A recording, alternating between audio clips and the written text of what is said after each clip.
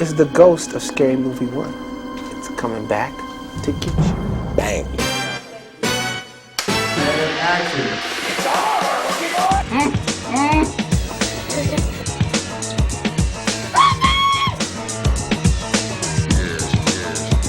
You know when we came with the sequel? It was opening night. After the premiere, the studio came up with the sequel. When the check cleared, we had started thinking about it, right? Yeah, as soon as Miramax came in with this Bag check, they said, do you guys want to do a sequel? We said, no way. We said, do you want to do a sequel now? We said, yes, we do, Mr. Miramax. We will do a sequel. Yep. We watched 160 movies. You got to see everything. Because what you're looking for is sort of the constant, so that it doesn't matter what movie you've seen, there are things in here that you'll get. Legend of Hell House. I'll never look at another horror. Never. The Haunting. Oh, don't say that. Okay. Don't mention that The one. Haunting. Oh, yeah. You just assume and you know because you're working with the Wayans that it's going to be funny. They're really, fun guys that are happy. They've made, great successes of themselves at this point early on in their careers, and they're having the time of their lives, and that's kind of contagious when you're around them. Yes, sir. $650. Forget all the money from Scary Movie 1, 2. I'm in him $650. All right, so Get I'm Miramax. in This 10 is what I'm making a real one. I'm in 10 a hand. Also, I got a side game while we're playing this. I got a side game here. All right? I've never had experienced this kind of thing before. It allows you to be looser and just kind of not worry about stuff. It's not about finding the motivation and all that stuff. David, you know what you're doing? Yeah. All right, ready? 3, 2, 1, action.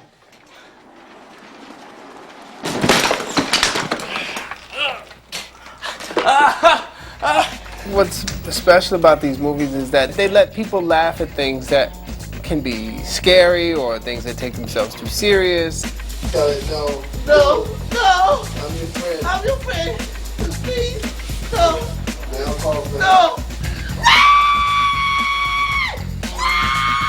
Get your crippled ass up here. You have to be uninhibited. You can't think about not offending people. You got to just go for the joke. And 1 or 2 people might get offended along the way. And if so, but if the majority's laughing, majority rules. The script and the whole idea is so shameless and wonderfully vulgar that, I fit right in. What you just witnessed was psychosomatic, purely self-induced reaction brought on by hysteria. Now, why don't you all go along and get some rest? Keenan knows what's useful and what's not, what's a waste, and what the joke is. He doesn't, we're going to do a high-arcing shot, a panoramic view of the, no, he's like, where's the joke? Film that. He kept saying that there's no vanity in comedy because every young actor or actress is very concerned, of course, about how they look and come off, and so he just really helped me work through those barriers. I think my best moments were when I was really goofy and very unafraid of looking unattractive. The drunken monkey. Ooh, ooh, ooh, ah, ah, ah, ooh, ooh. The mad cow. Moo, moo, motherfucker, moo. The great thing about Keenan is that he knows that somebody like me has to just do his own stuff, and the directing is more like, hey, maybe it's funny if you do this, or what do you think about doing that?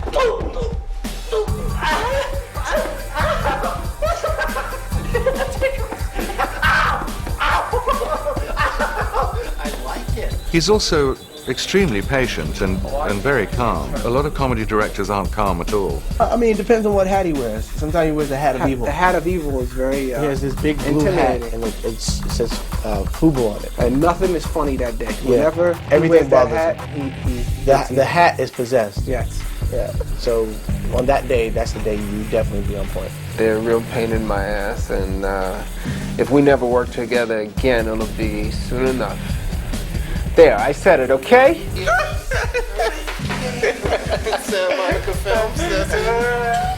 Yeah, Keenan stops to beat us often. Just me and Sean. Just me and Mom. All the other actors Just he to lets go. release some stress, actually. Even if we do things right, we still get punched in our chest. Beats the shit out of us, and You know, we don't want to get hit again. Tired of being hooked up to the car battery. No, we have a good time working together. We have a lot of fun. It makes the day go by easier, and you know, I like it. All right, cut. Beautiful. Great. Good job. I really allow the actors to play, and sort of part of coming on board is I want to bring on people who, you know, think that way, who come in with a little extra, who when the take is over and I say, okay, we're going to do another one, now I want you to improvise. There's no fear. Didn't I say no starch? It's Febreze. Oh, good. Like Fabrizio? No, Febreze. Is that a household cleaning product? It's white trash dry cleaning.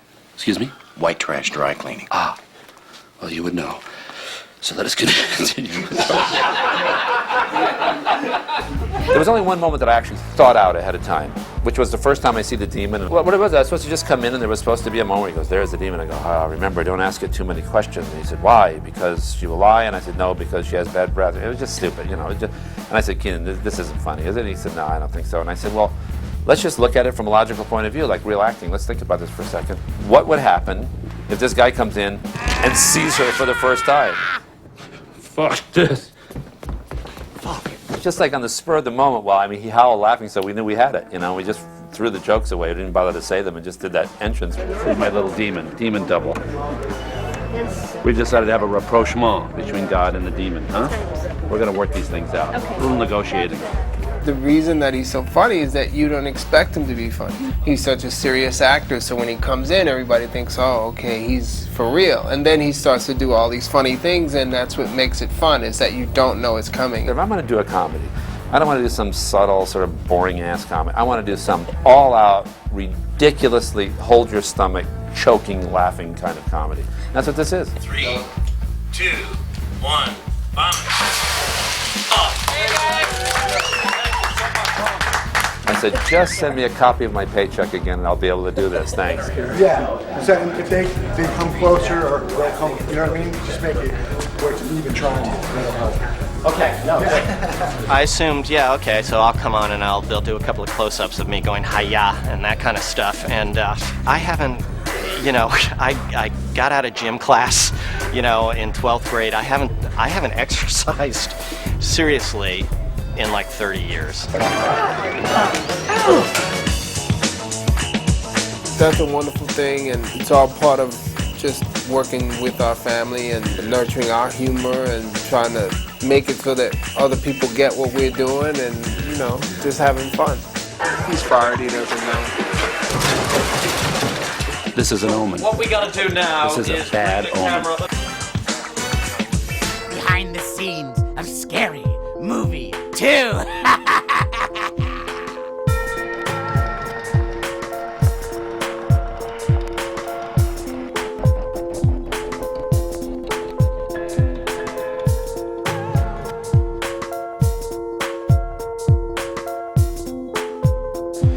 Hi, my name is Lou Carlucci. I'm the special effects supervisor on Scary Movie 2.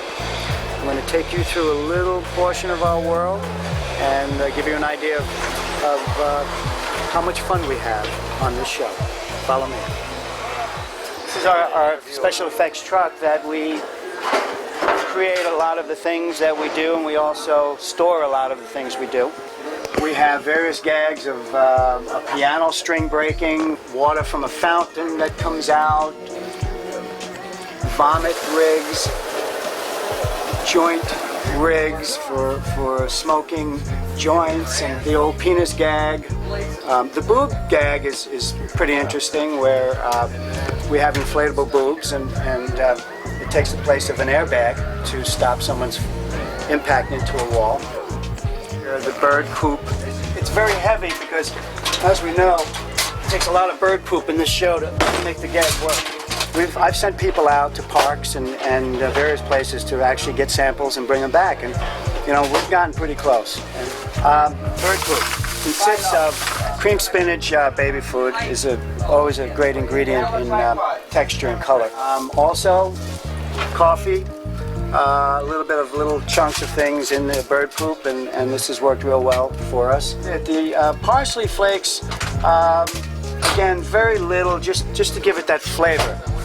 plus creamy buttermilk dressing is, you know what I was talking about. is also the main ingredient that we use for the bulk of the bird poop. Works real well, and it tastes good too. We have the Mission Impossible set that we're recreating. Only instead of doing it with cars, we have wheelchairs that are doing all these maneuvers down the hallway. And we have a wheelchair coming off the railway, teetering on the stairwell, and wheelchairs coming together, locking together, wheels sparking as they're grinding against each other. Lots of fun stuff that we had a good time in, and I love that set. We really played a lot on that set. And that's what we do, we play. Our highly trained vomit professionals prepare the hero stunt. This is the effect we've been waiting for. All day we've been waiting to spill 25 gallons of puke all over the actors. This is our way of having fun and getting back at people, taking out our frustrations. You basically have an air reservoir, a pipe full of schmutz that gets blasted at them when we open the valve. And is it just one stream? It's like a big column of pea soup vomit just smashes into them. Oh, God.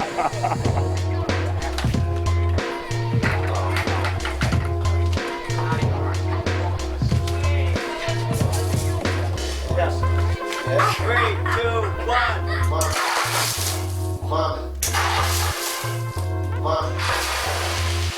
Mom.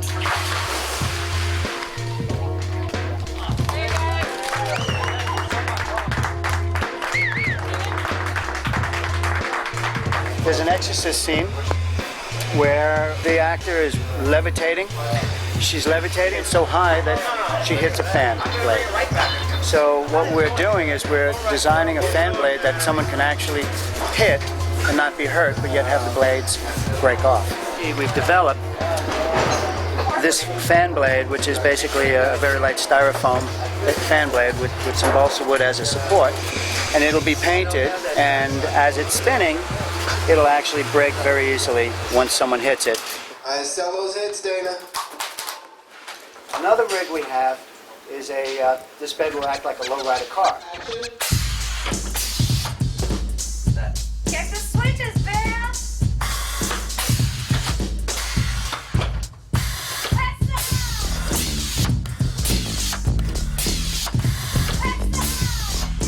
Jesús Trailers, visita mi canal. So I understand you're using the latest in urine technology here? We are. We've actually gone over it for weeks to sample, to actually make the correct color. So what's the recipe for urine these days? It's just yellow dye. And nice arrowhead spring water. That's enough.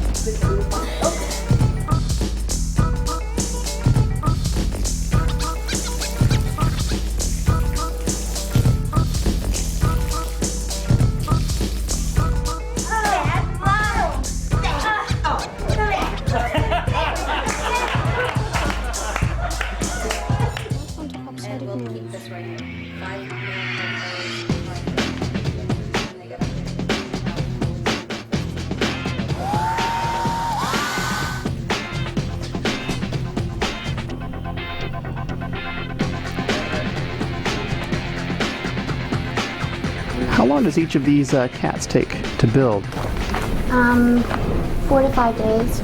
So who do we have here? This is the wall cat. He gets thrown up against the wall. And this one is the axe cat. He holds an axe and he axes the door down. Okay, ready? And action on the X.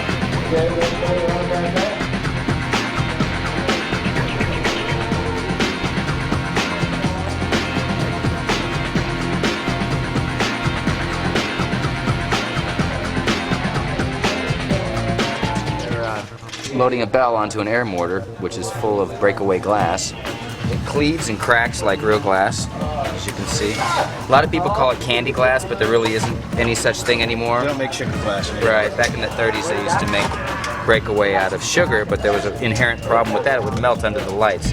So this is basically a certain kind of plastic. This is rubber glass. It's actually silicone rubber. And it looks very much like glass, but it's all bendy and stretchy, very safe. This is what we use when there's an actor or actress involved, because there's absolutely no chance of getting cut. The big tank behind Joe there will be charged with air and nitrogen. When we hit the button, it'll make a large, loud whoosh, and this stuff will shoot through that window and look like a window being blown out. Well, we have a rig here with 5 puppeteers operating a skeleton. It's a full-on rod puppet with radio control head. We didn't know that these toes had a flex. This is a foot that hasn't been done yet. But if you were to step on this foot, the joints are not flexible, so it's just going to want to snap because of all the tension with the material. So what we're doing is we're just putting little pieces of this polycord in. It's a flexible piece of cord that you can drill in the toe joints, shove them together, and give it more of that flex. So when it steps on the ground, it's going to flex rather than break. Taking it, just back here, right?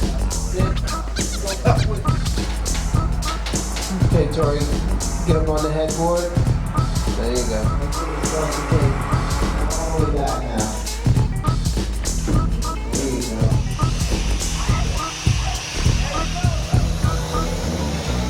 Come on down. Bam, onto the bed. Good job. Barry Cooper, and my job title was head of makeup effects for Scary Movie 2. Well, he came in one day and we were, I think, 2/3 of the way through the film, and he said, I've just seen Hannibal and I want to parody the ending.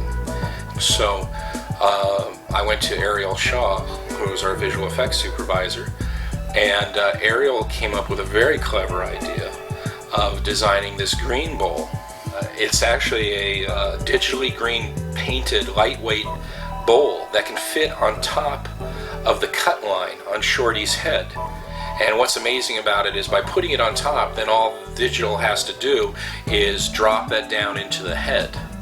So you maintain a lot of information that doesn't have to be gone back and shot again, such as lighting, camera angle. It's all shot practically, which was quite ingenious on Ariel's part. One of the sequences we're parodying in the movie is The Exorcist. Well, we researched exactly where the cut placement was and the buildup of the brow, and this piece is very thin, and when glued to the actress's face, moves with her face. And a lot of people won't know this when they see the film, but the actual tongue used in our movie is the original tongue from The Exorcist. And in a sense, we shot ourselves in the foot, because by trying to make it better than what it was in the film, using a better material, we ran into other problems, such as the weight of the material and how well it would stay on. So I called Dick Smith, who had designed and created all the makeup for The Exorcist. And I said, well, Dick, what did you do? And he said, well, I just had a foam latex tongue, and I stuck it on with some denture powder. Well, so simple, it was brilliant. So Dick flew the tongue out to us, and production had to have it insured as a historical prop. I had just finished doing 9 months on a film called Hollow Man, and one of the things that we did was we were able to create a flexible makeup that we could airbrush on the actor's skin and not have it flake and have it stay on fairly well through a lot of different elements. It was kind of a new fold instead of just using material and having an actor covered in material and green screen material. What happens there is you lose all the facial definition and you lose all the body definition, which is something Paul Verhoeven did not want to have happen. So Ariel Shaw contacted me and he said, you know, we're going to have a scene in Scary Movie 2 where we're going to parody Hollow Man.